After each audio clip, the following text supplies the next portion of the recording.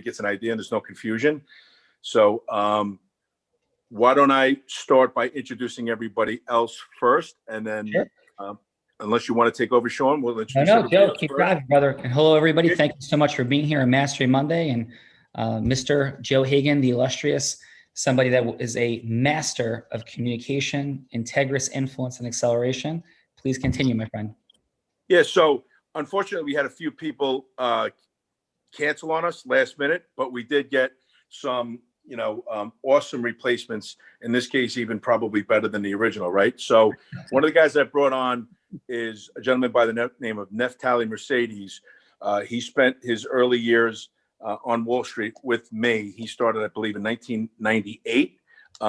Did a lot of the old stock trading for his clients, doing various investment banking deals. Today, he specializes in, alternative finance, where in the B2B space, he's been getting a lot of deals for small businesses and the PPP and the EIDL loans to help them survive with the pandemic. And I guess he has a cash advance side business as well that since the end of August has seen some signs of life.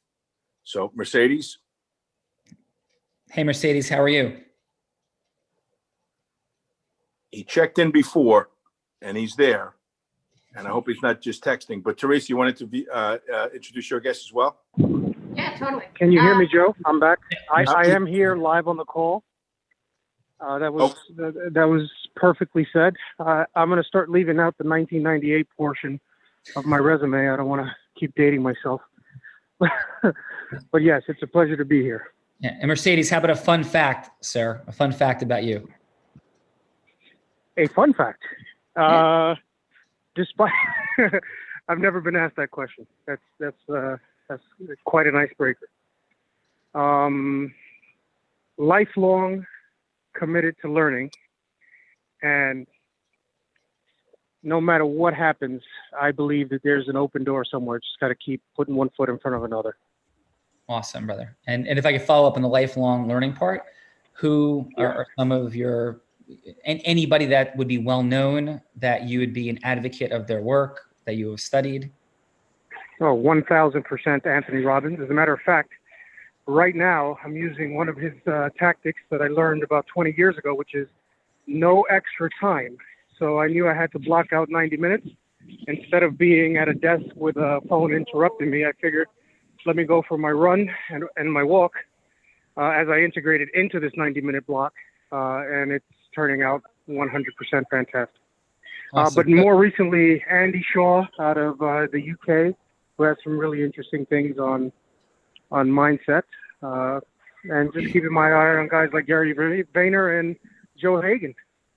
Amazing. So Mercedes, real quick, can I share my fun fact? Sure. Joe, you cool with that? We're all good? Yep. Okay. So here's my fun fact. Because of Tony Robbins, I was a part of his Platinum Lions. There's an inner circle group of Platinum Lions. And I just came back from Arizona yesterday. And so Tony had planes set up for us on Saturday to fly us to the Grand Canyon from Sedona. We got to the Grand Canyon, and I thought we're going to go, okay, we're going to go see the canyon and we'll hang out together, right? And there was 24 of us. And we walk in and it says, Joe, Mercedes, everybody, Teresa, we're at a skydiving, Grand Canyon skydiving. So I'd never been skydiving before. And 1 hour later, because of Tony Robbins creating this, we are jumping out of airplanes an hour later with view of the Grand Canyon. And I'm blind, by the way. That's the other fun fact. I'm legally blind, could see a little bit peripherally over the Grand Canyon, jumping out of an airplane. And Tony's had an extraordinary impact in my life. I had the privilege to be at his house for 3 days in March with this group as well. So Mercedes, we are kindred spirits, brother. Welcome.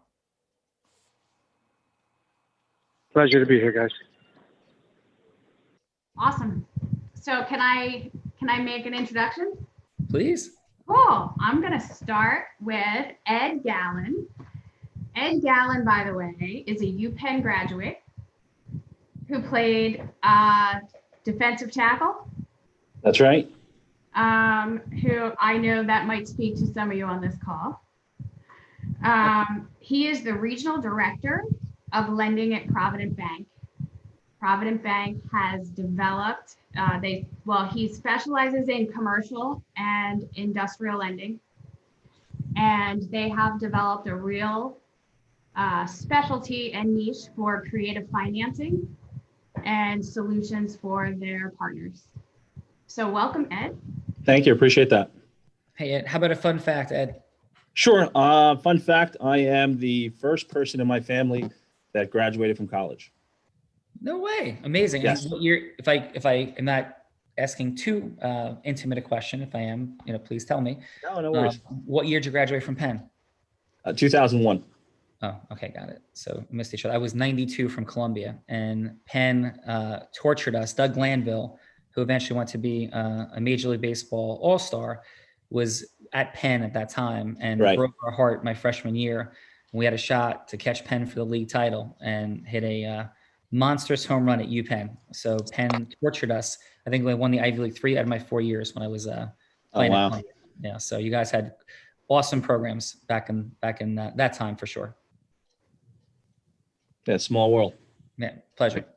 Thank you. Played football at Franklin Field. All right. All right. So next, I'm going to introduce Joseph Tedesco.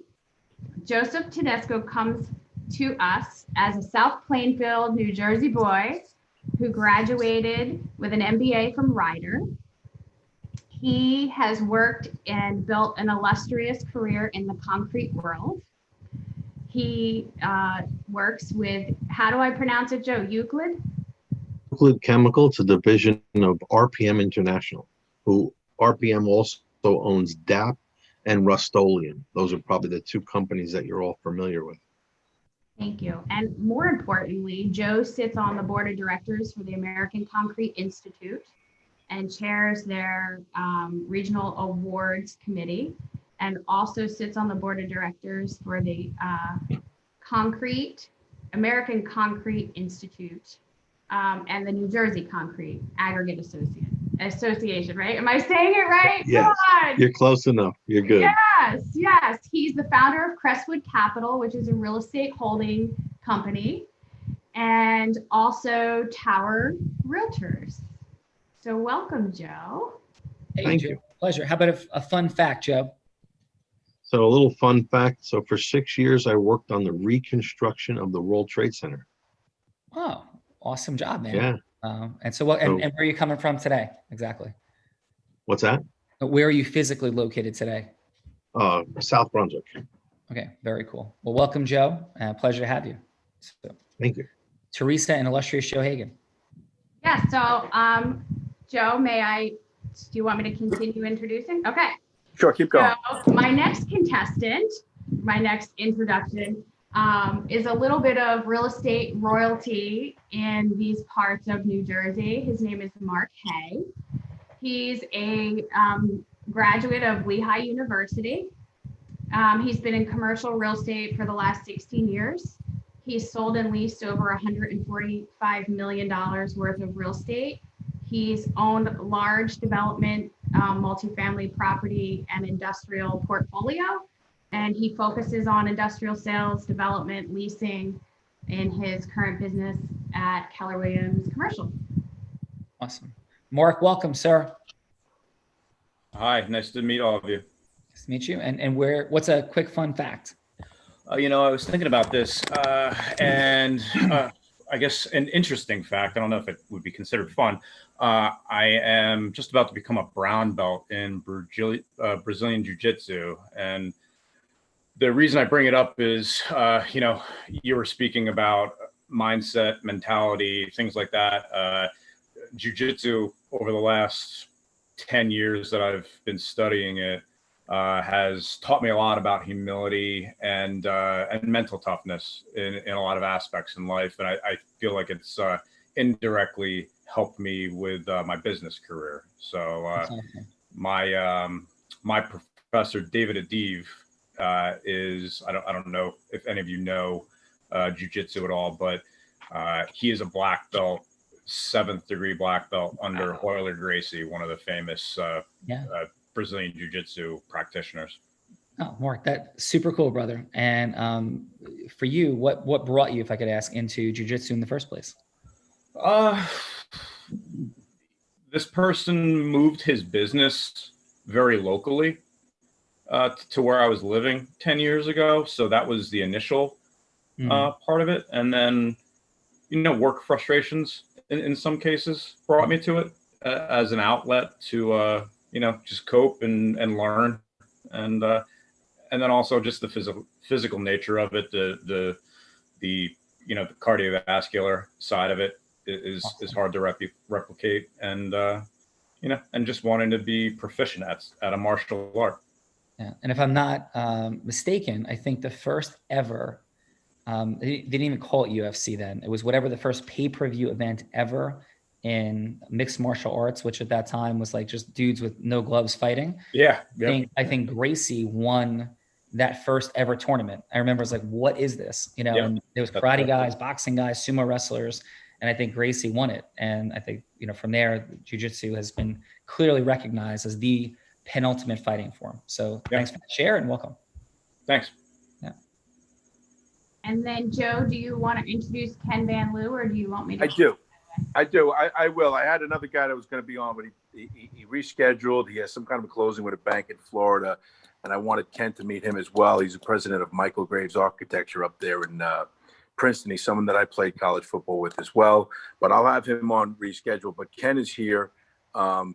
He is an internationally recognized real estate development authority. He has done New York City skyscrapers and is an expert in that, with expertise in every aspect of real estate investing, from concept to occupancy in both property and land.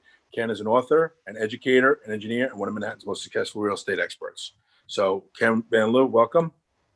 Thank Ken, you what's so up, much. brother?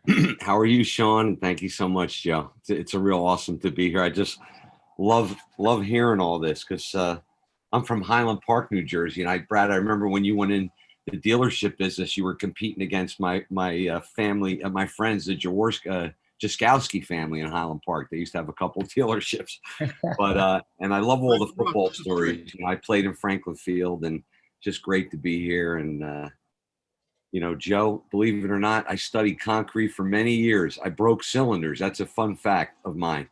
Wow. And worked for Shore De Palma, worked for Schimmel and Soar, if you remember Schimmel and Soar. I know Dr. Soar. Yeah. Yeah, absolutely. The original guys in concrete. And I studied under Dr. Nowie for years. But it's a real pleasure. I hope to bring value to the call. And Joe, thank you so much for inviting me today. It's awesome. No, you're definitely welcome. Thank you for being here. Thank all of you guys for being here. I know your time is valuable. So I think, Sean, we should kick this off. I think basically with Brad, I'll just finish up. Most people aren't that familiar with what's happened since the car dealership side, but he literally, like I said, is someone who, certainly at Penn State wasn't even drafted, and Parcells saw something in him. He basically, gave him a shot, and he anchored the left side for 11 years. And then made that car dealership #1 with some really, really funny radio ads. Like I said, he has, partnered, with Wealth Colony. He's bringing a lot of our alternative investments that are really, typically geared for institutions to a lot of people in his world as well. So I figured what we do is we'll have Brad just role play with Teresa, so everybody gets a quick taste of it. Yeah, sounds great. Brad, thanks so much for being here. So, hi, Sean. How are you? Yeah. I'm doing great, man. It's an honor and privilege to connect again. So yeah, please, Brad, take us in. Do I get my fun fact? Oh, please. Yes. Okay. So I have 3 brothers, and there is not one Benson brother that has feet smaller than a size 14. That is a super fun fact. And Brad, would it be okay if I asked you one quick question? Sure. Yeah. So not being drafted, right, coming out of Penn State, and when you were in camp, did you enter camp with the mindset of like, I don't know if I belong, or you entered with like, you know what, I'm going to show everybody here what's up and how insane they were not to draft me? Like where was your mindset like walking in?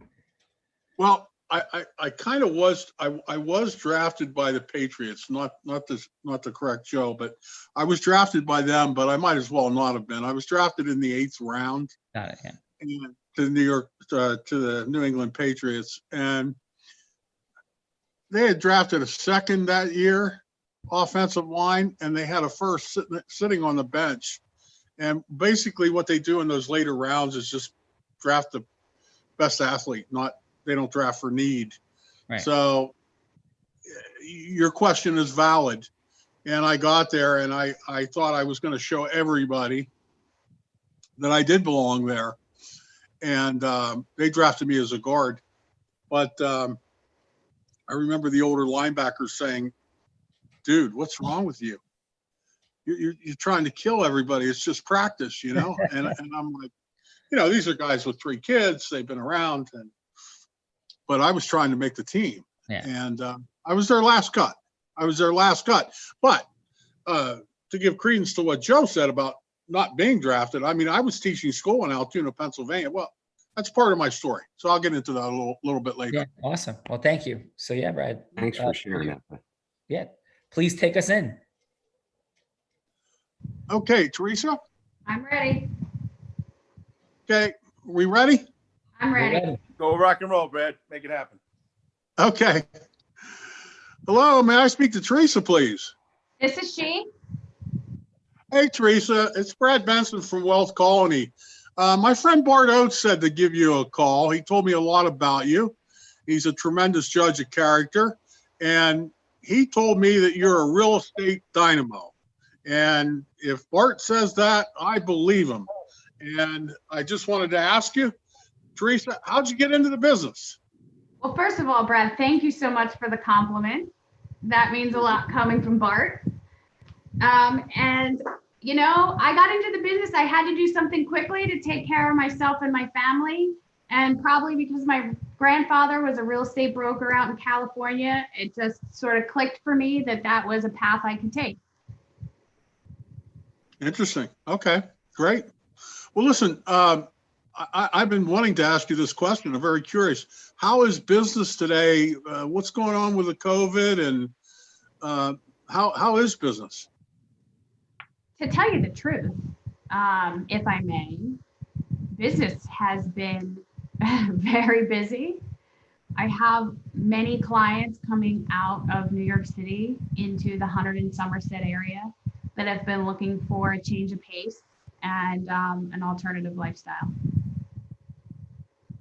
Well, I think that people couldn't choose a better realtor to deal with to come out to New Jersey, and especially if they want to come out to this beautiful western part, than to deal with you, Teresa, because I understand that you grew up here and that you've lived here your whole life. You have a lot of family in the area. You know what's happening. You've got your ear to the railroad track all the time, so you probably know when things are going to come up for sale before even other realtors do. So I believe it, and it's glad. I'm happy to know you, and I would encourage other people to get to know you, because if they want to find a deal and they want to find a beautiful spot, you're the person that'll find it for them, I'm sure. Thank you, Brad. I appreciate that. You're very welcome. So I'm glad to hear that things are going well for you. And, you know, I have to ask you, what is your end game? Because in the NFL, my end game was predicated to me by my hips being worn out. They were shot. I ended up having 2 hip surgeries and then a revision. That's a long story, but I knew that my time was done in the NFL. So obviously you're not dealing with things physically. It's just, well, you are. You have to go out and make your calls and everything like that. But when do you know when it's time to step back? I don't 100% know the answer to that question. Doing this for 20 years, I would imagine that at some point in time, I might lose my patience for people a little bit, but I think that primarily it'll be when my children start having families and I want to spend more time with grandchildren. Yeah, maybe some grandkids will do it for you. Yep, exactly. So- But not. I'm so not ready for that. I have plenty of time to worry about that. Well, I have some grandkids. So and they're wonderful. You get to say goodnight at the end of the day. So what's been really working for you? I mean, what's gotten you? I mean, gosh, I hear so much about you. What's been working? We got about a minute left. Okay, what I think works for me, Brad, is that I genuinely care about my clients' objectives, and I put their objectives first. They're not just a transaction for me. They're not a number. I put what they want ahead of, what my needs may be. Okay. Well, listen,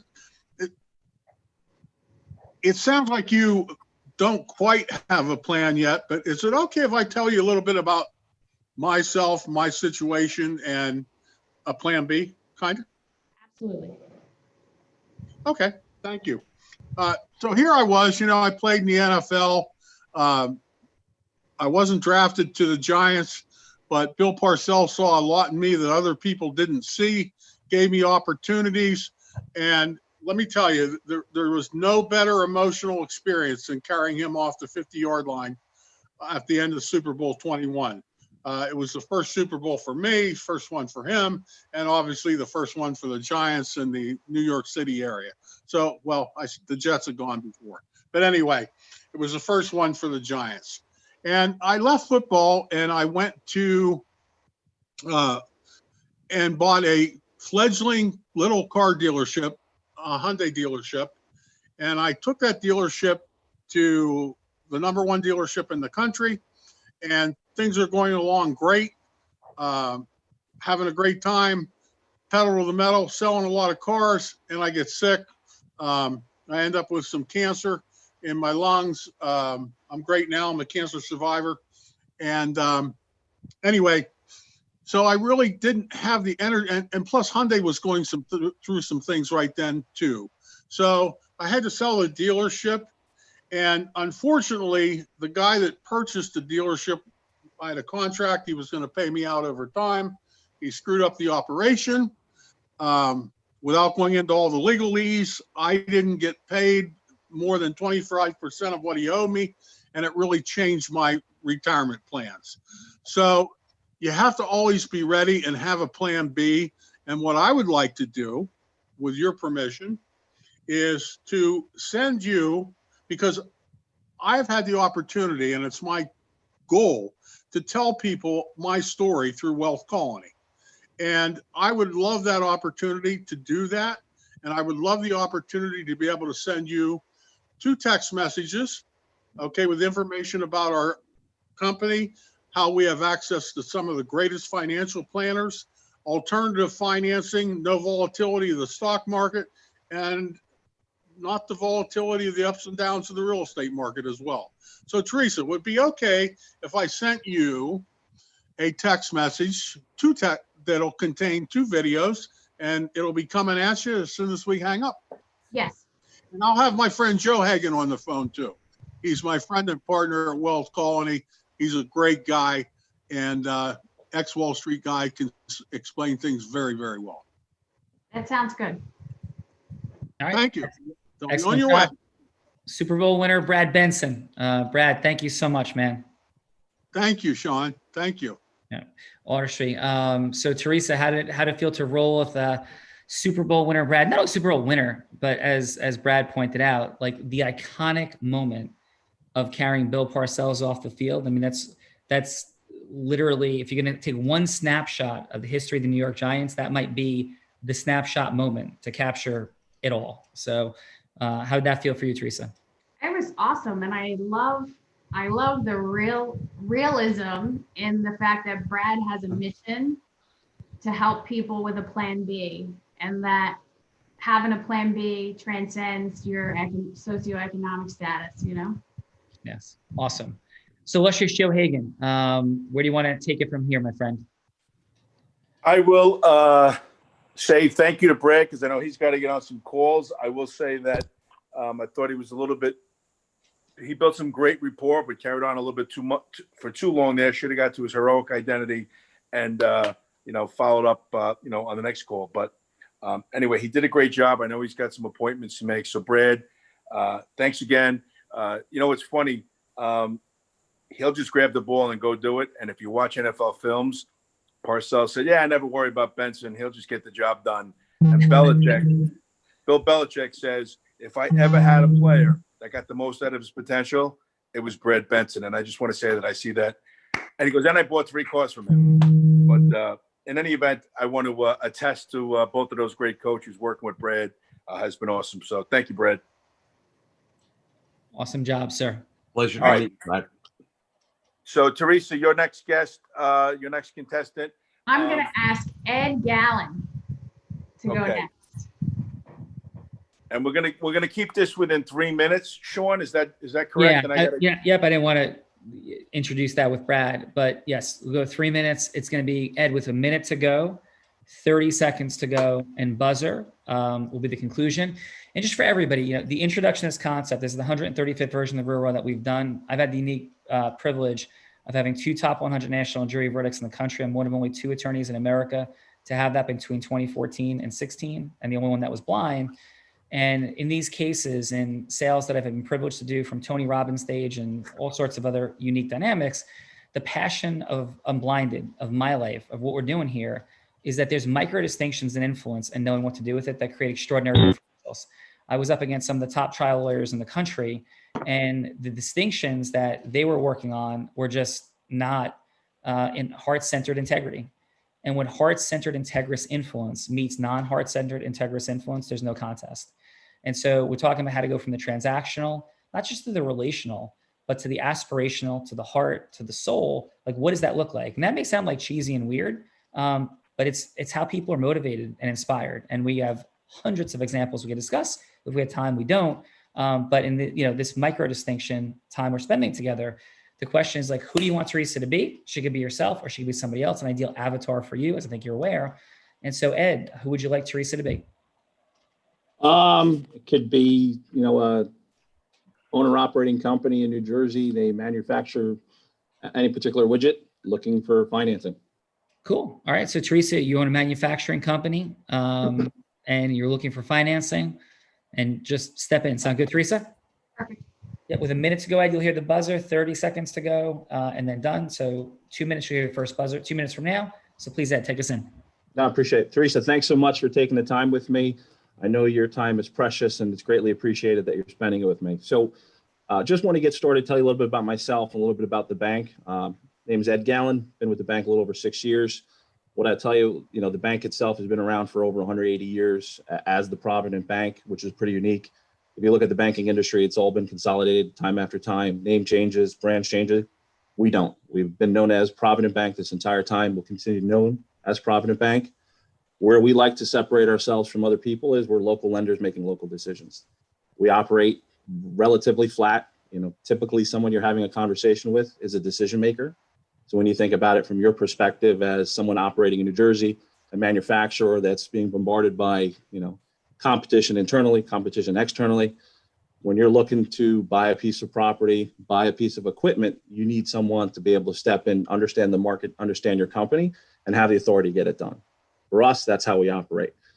I have a lining authority of myself of $2 million. So if you have an opportunity that looking to buy a piece of equipment, let's say a conveyor system, give me a call. We can step up. We can evaluate the opportunity and be there for you. For us, we're very much people persons. We understand that the industry itself has at times gotten a reputation which is less than favorable, but we know that we deal with people.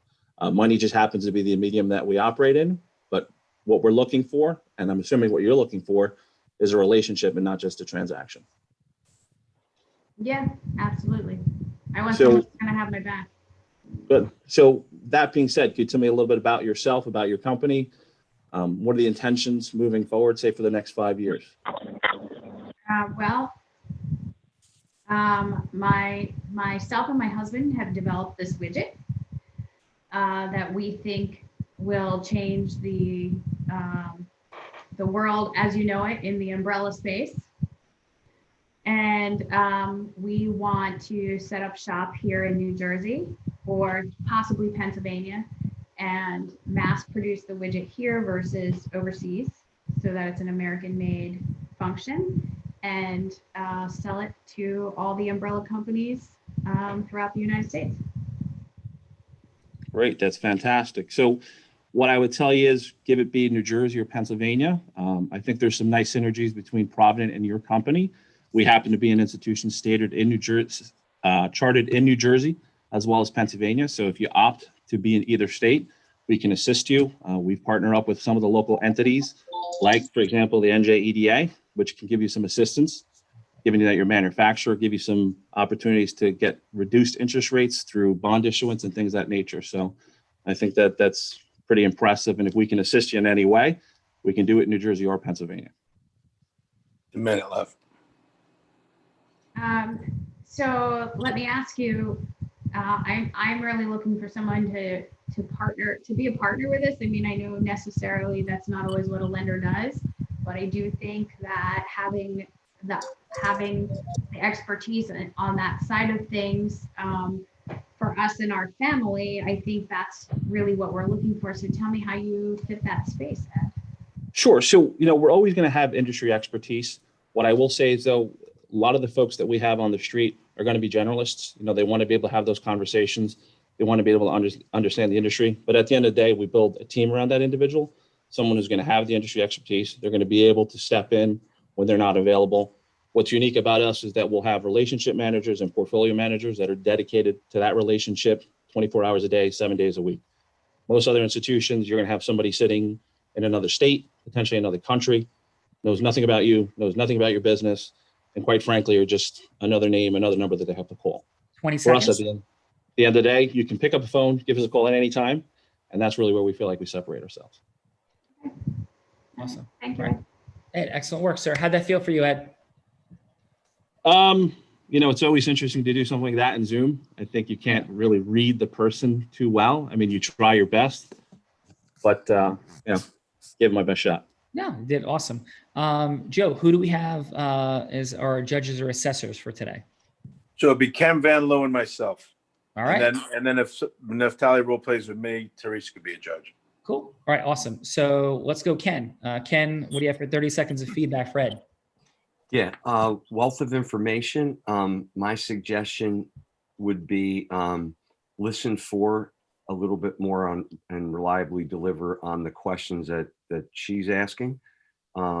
Possibly consider reversing the approach where you ask her what she's really looking for first, and then just take a deep breath, relax, and just explain the basics of lending and kind of match her energy.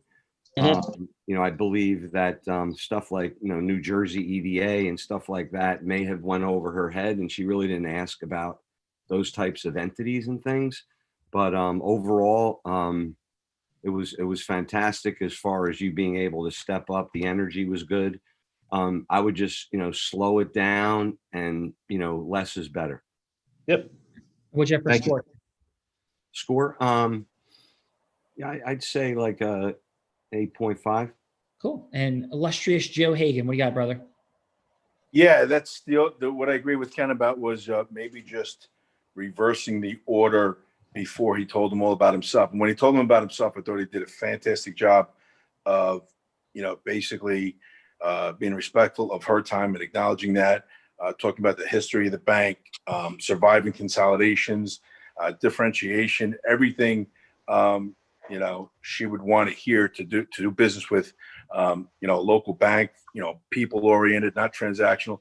All of that was great. I just would have loved to see that after he, talks to her and builds the rapport with her first a little bit, and then says, "Hey, can I tell you a little bit about how we are different?" Other than that, I thought it was awesome. Very informative, I should say. And, I'd give it a 9. Yeah, excellent. And I won't give extensive feedback. I'll just do a role play, a few magic tricks in a little bit. But Ed, just, you have such an impressive background at a Penn, playing football, that just brings some of you personally out. It creates that what we're seeking to create in every interaction we have with people, new and even existing, is congruent uniqueness, So it's like, whoa, who's that? And people become curious. Congruent uniqueness and curiosity, not just through our words, but through energy transfer. We'll come back to more of that. But Teresa, Joe, who do we have next? Joe Tedesco. All right, Joe, who would you like Teresa to be? She could be a real estate agent. Okay. Be yourself. Joe, please. You got 3 minutes, All right. brother. You hear an alarm with 1 minute to go, 30 seconds to go again, and at time. So take us in, please. So Teresa, I have a bunch of spaces available, but my greatest challenge right now is renting office space. Okay. And so, with the COVID and everybody working from home, office space, the demand for office space has declined substantially. And so I need to market my properties, market myself in a way that I can create some demand for the office space that I'm looking to rent. What can I do better, different to help myself? What can you do better, different to help yourself? Well, I mean, the answer to that question, I would think, depends on, there's a lot of factors that go into that, right? What's the location of the office space? What's the price of the office space? What sort of amenities are you offering? If what you're offering so far, if the package of what you're offering isn't flexible enough, maybe making it maybe making it easy for people to have a loss majeure clause, right? Where if the pandemic situation that we're in 2020 has everyone afraid, maybe you make it that they have an easier time getting out of the lease at a later date, which I know is not ideal for that, for any landlord, but is it better to do that than to have nobody? I'm not sure, So a month to month, maybe? Yeah, or Rather than after a period of time, if it, it can be, you lock them in for a certain price for a period of time, but maybe you allow them 3 months notice to vacate if that's something that they so choose to do. Because I think a lot of people right now are sort of like reevaluating, like I know for me, people are reevaluating living in the city. They want to move out to a different landscape. So I think a lot of people are reevaluating their wanting to have commercial space. And they're uncertain of what it's going to look like 6, 8, 10 months from now. So maybe if you cater to that a little bit, that would be helpful. So maybe, target people from the city? I think that's a great choice, right? Maybe they want to come out here. Maybe run an ad in the city. If somebody wants to move out to the suburbs, possibly. Okay. Yeah. For So sure. we have a lot of nice properties. Mostly stuff that I bought that was distressed and we fixed it up, made it nicer. I have no problem with rentals. Those go fast. But right now, office space is dead, to say the least. And I'm just looking for creative ways to raise demand. And any ideas that anybody has, I would be open to suggestions. All right. Well, thank you, Joe. Teresa, how'd that feel? It felt good. I think he probably could have sold himself to me a little bit more, right? Like I could totally help him. And if I can't help him, connect him with the right people who can, absolutely. But I would have liked to hear a little bit more about why I want to work with him. Yeah. Why? Yeah. What? Why I want to work with you, right? Like if you're selling yourself, if you're trying to sell yourself to me to work with, then why do I want to? What is it that I, Yeah, Joe, And what would you like to hear? Joe, Like, why what are would you? make you? What would make you want to work with me? Yeah, Joe, what makes you we'll jump in a second. What are you proud of? Like as just yourself, successful guy, like what are you the most proud of In business, in your life? I'm proud of everything. I'm happy with everything in my life. So like nothing, no one thing stands out because I'm just happy with everything in my life. Okay. So What about your family, your kids? that my kids are doing great. Everybody's good. And I'm good at every level. Okay. So What if, to say that I'm more proud of one thing than another is not. okay. So what is one thing that you are very proud of and happy about? And I have good kids, maybe. Okay. And They're both doing well.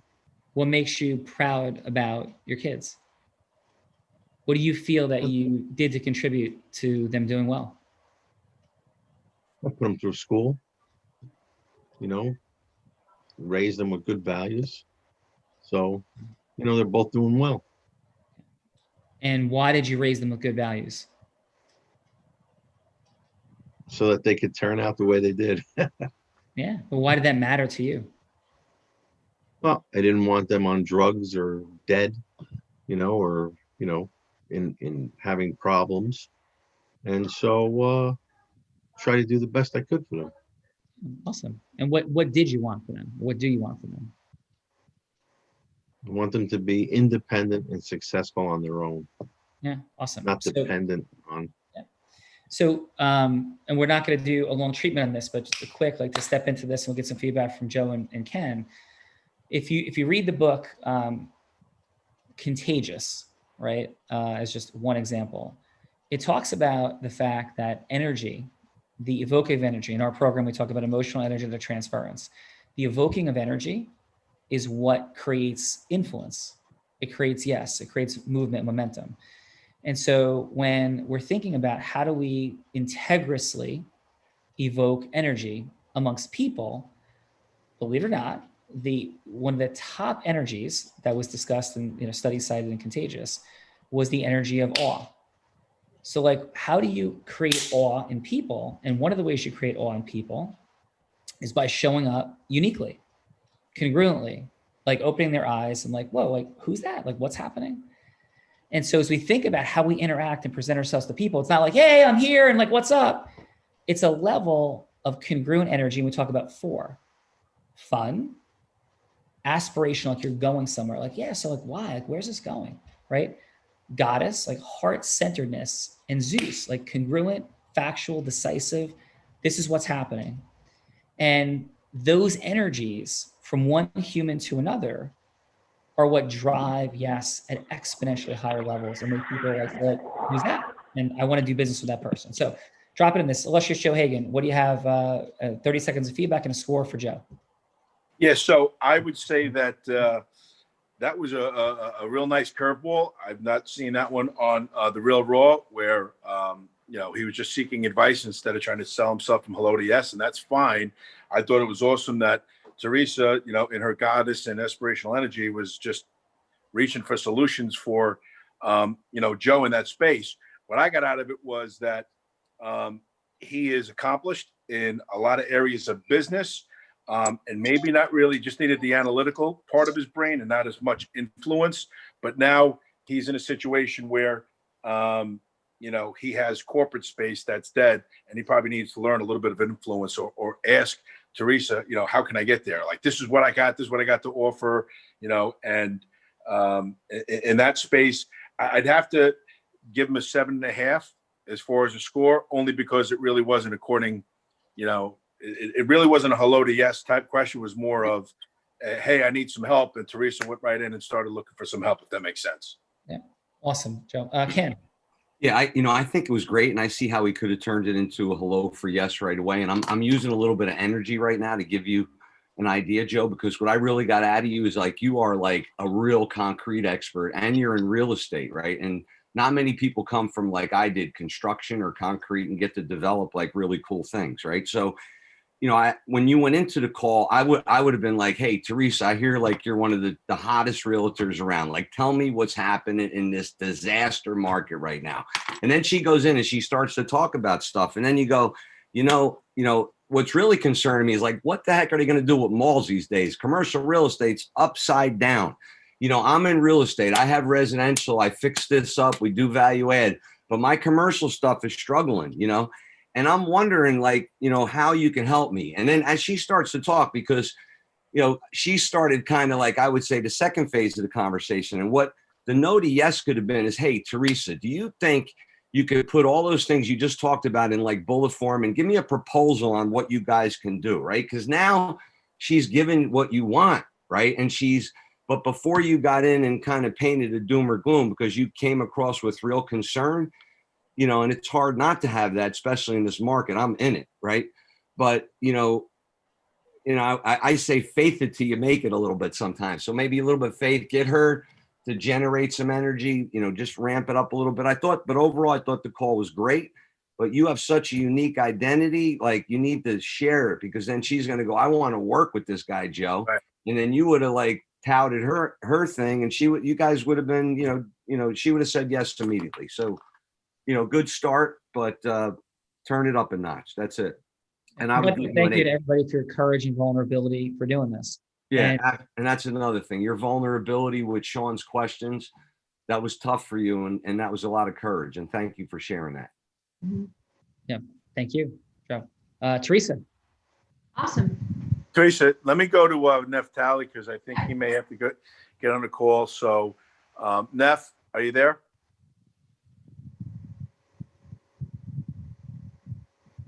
Neftali, are you there? He's muted. I think he made it. I see it dropped off. Did it drop off? All right.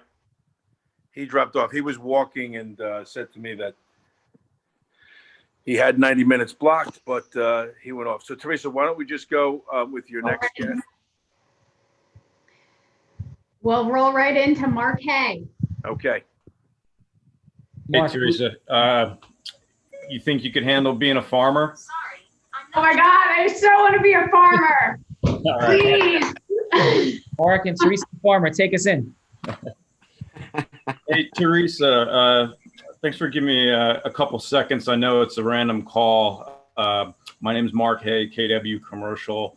I was driving by a property last week, did a little bit of research, and found out that your family, well-known farming family, owns the property. And I also saw that you were in on Lehigh Valley Live 2 months ago for selling 120 acres outside of Phillipsburg, New Jersey.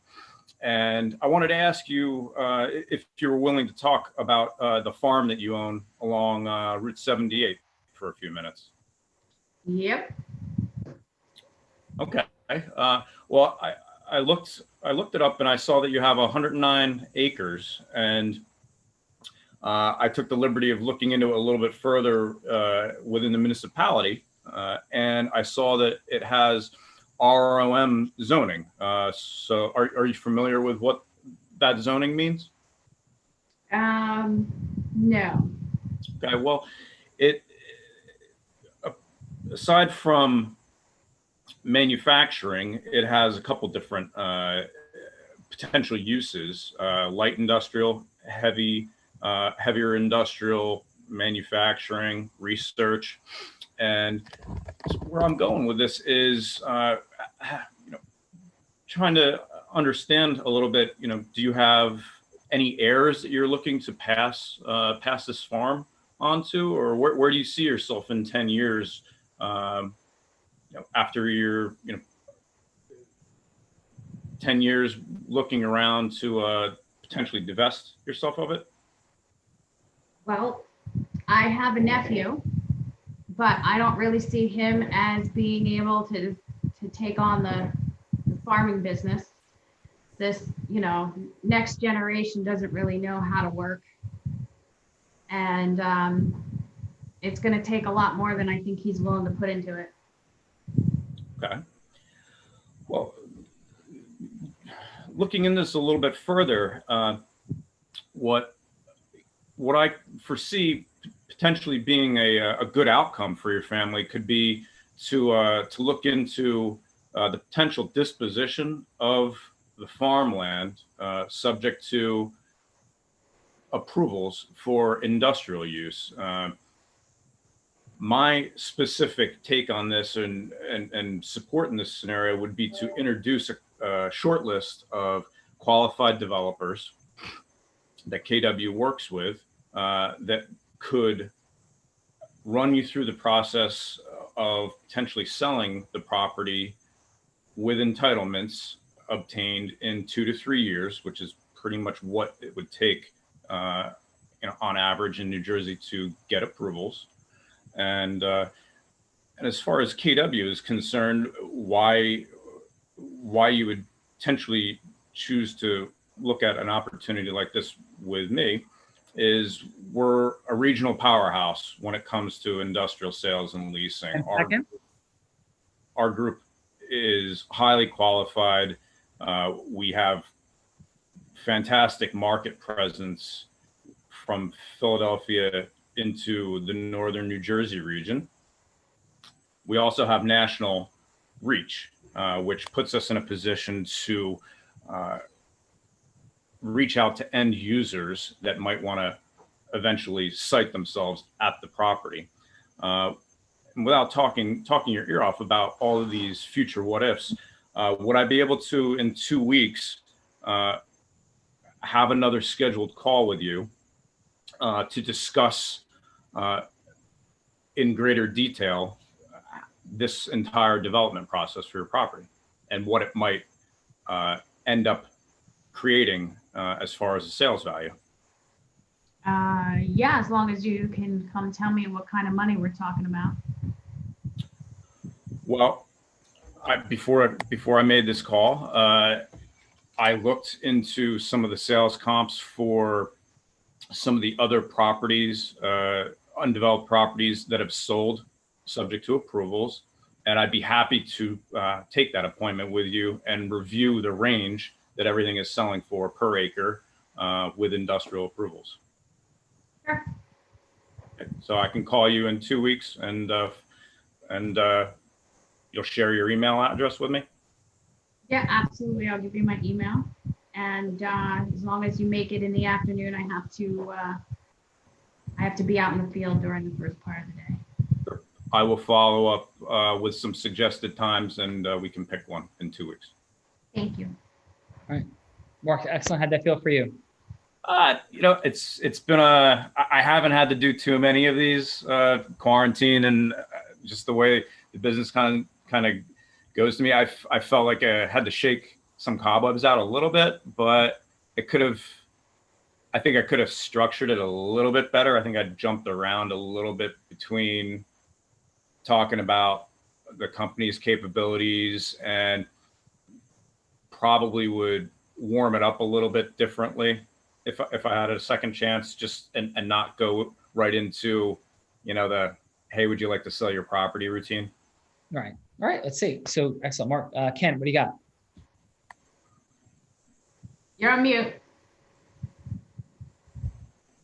Yeah, Mark, great job. You got her to say yes, but I want to give you a 7 just so you can see how much improvement, which I think, and if you can look at it from like the first few minutes, you really just want to truly get rapport and stay away from the technical side. And I know we're only doing 3 minutes, but it's hard to get something done in 3 minutes. But if you were to break it down 3 minutes, get some rapport, and say that second 3 minutes is the next call, that could be just something I want you to think about. Because in the time that you spent before I heard you say contingent upon approval, you didn't really get clear on what she wanted with the property. The first thing I would have asked is, hey, how you doing during COVID, tough times? What's bright today? Just get a little bit of personal rapport. Ask her, I saw that property, before, I don't want you to think I'm a salesman, but are you trying to get rid of it? Maybe she then would have said yes. I wouldn't have said too much about the zoning because she's a farmer, right? I would have just got, hey, listen, I have these really strategic and awesome developers that I act as the control point and I give you all the information you need and I make sure that you're protected so no one takes advantage of you and will help you through the sale of your property. Don't use the word disposition. That's for lawyers. Just kidding, Sean.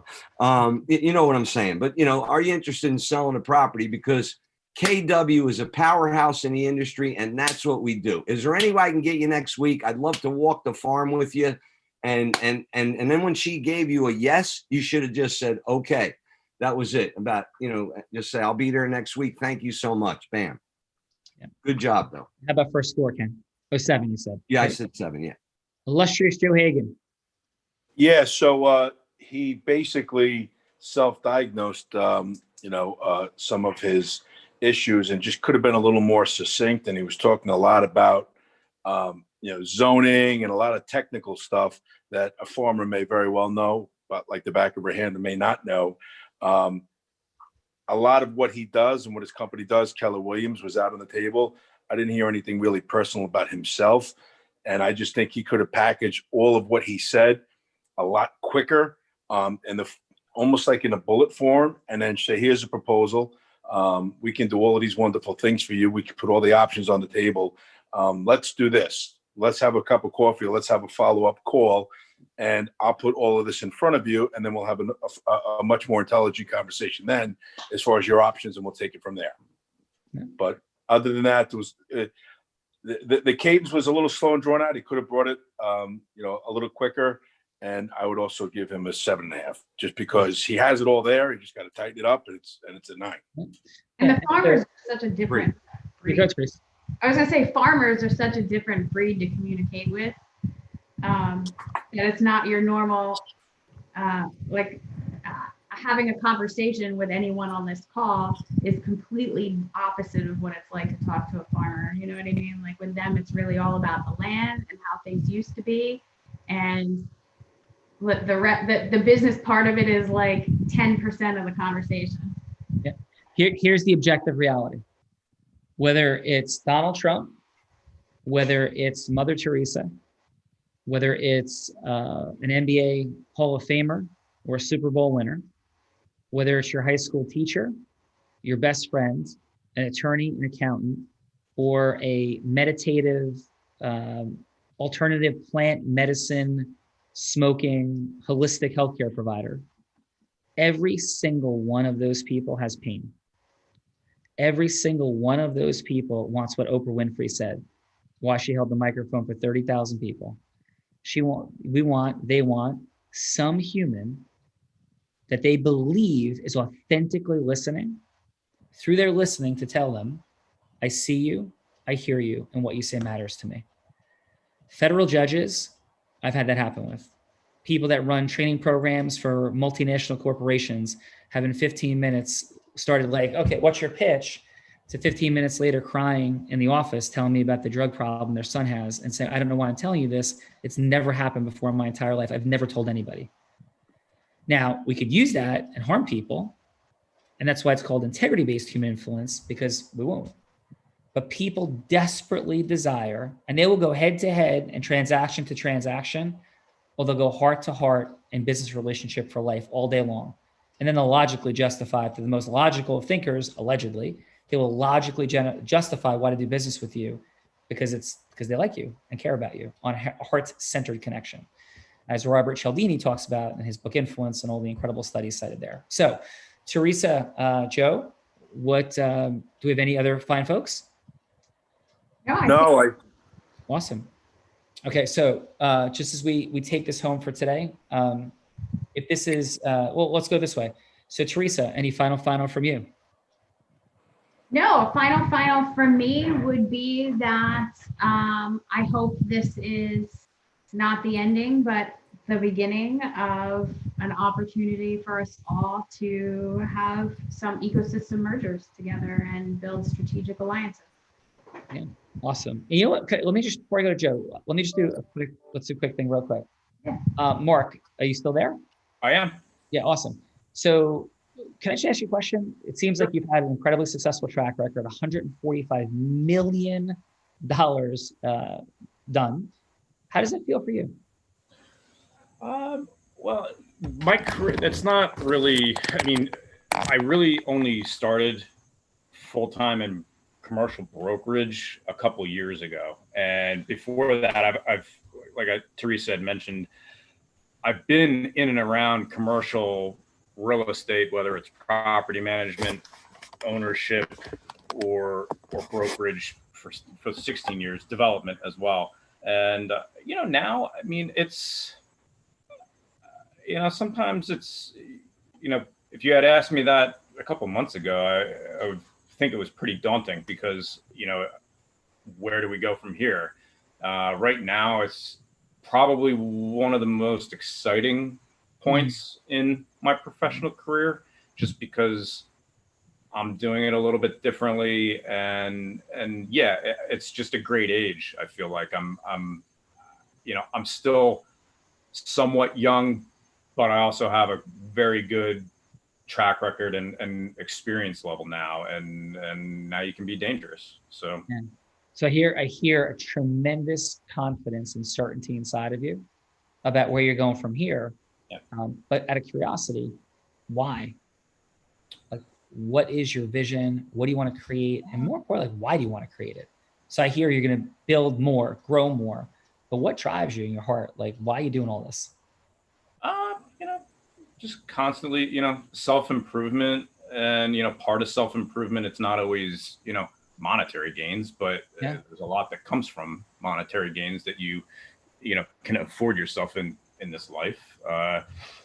And, honestly, I look back on, maybe what the first 10 years of my career was, and I kind of view it as it was a job I had. I wasn't really building a company when I was self-employed the way it should have been done. So now it's kind of, not a second chance to do it right, because it's not the same, but I'm getting it done more or less on my own terms now, in a large part. So that's meaningful. And now, especially since I'm seeing results, and that's probably speaks to, if there's an air of confidence coming from it, that's probably where that comes from. Yeah. And is confidence a bad thing to have? No, not at all. It's great. Awesome. And so at the end of the day, like, you have the privilege to know it's 150 years from today, and you have the privilege to know it's your last day on earth. What do you want people to say about you? Oh, that, work-wise, or just in general? In general, what would you want people to say about you? I don't know. I mean, you asked where the value is. I would say, if there is, you asked a pride question earlier.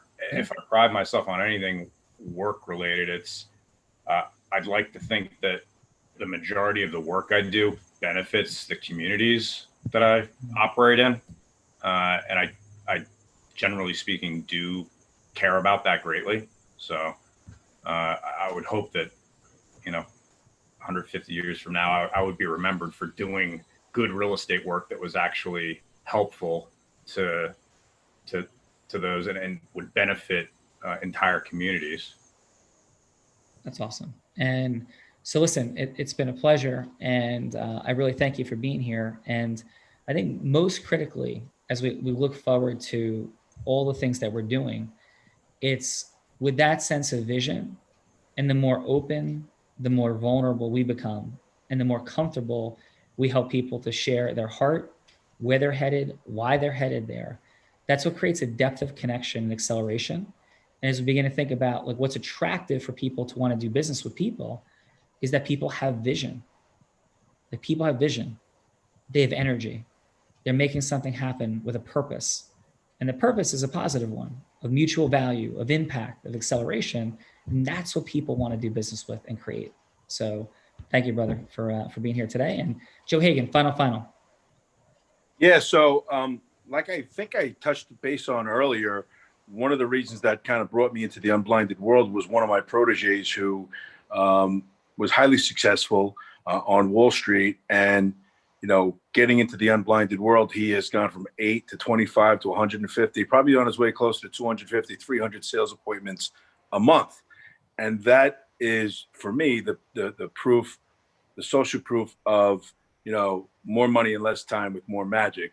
More magic has a lot to do with really acceleration that you talk about. And for everybody else here, the acceleration that I learned instantly was your ecosystem. What is it really worth? Do you even know? How can you bring value to it? How can you actually get equity and monetize it and merge with other ecosystems? And that's one of the functions.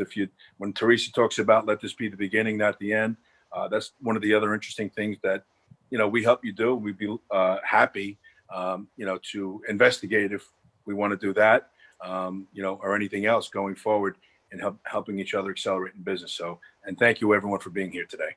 Yeah, really appreciate it. And, you know, final core distinction is that intentional building of your platforms to generate sales meetings for yourself is the greatest thing that I see not done. I had the privilege, I own a 125 person law firm.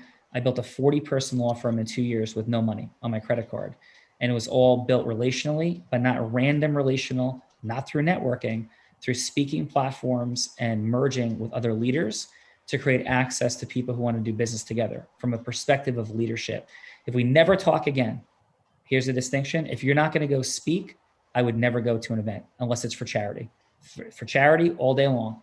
If you're not going to go and have an opportunity to open your mouth and speak, don't go. Build your own events, build your own platforms, change my life. Have a beautiful day. Hope to talk soon. Thank you. Thank you, everybody. Awesome.